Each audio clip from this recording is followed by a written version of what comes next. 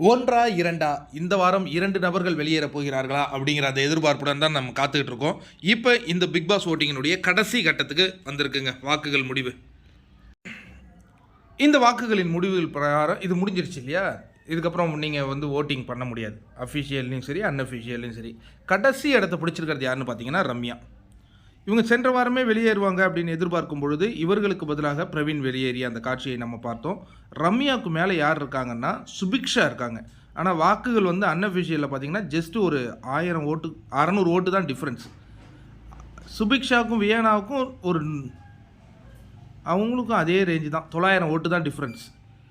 இந்த வாரம் கனி வெளியேறுவார்கள் அப்படின்னு எதிர்பார்த்தா அவங்களும் அதுதான் ரொம்ப ரொம்ப நெருக்கமாக இருக்குங்க. கனி, வியானா, சுபிக்ஷா, ரம்யா இந்த 4 பேர்லேருந்து ஒருத்தவங்க இந்த வாரம் வெளியேற போகிறாங்க அப்படிங்கிறது திட்டவட்டமாக தெரியுது.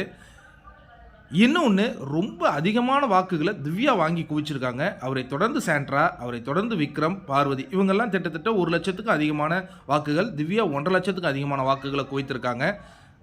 அதற்கு அடுத்த இடம் நீங்கள் பார்த்தீங்கன்னா திவாகருக்கு மேலே அரோரா. ஏன்னா அரோராவுடைய பர்ஃபார்மன்ஸ் இந்த வாரம் எஸ்பெஷலி உண்மையாலே நல்லா இருந்தது. அதற்காக வாக்களிக்கிறாங்களா இல்லை என்னன்னு தெரில.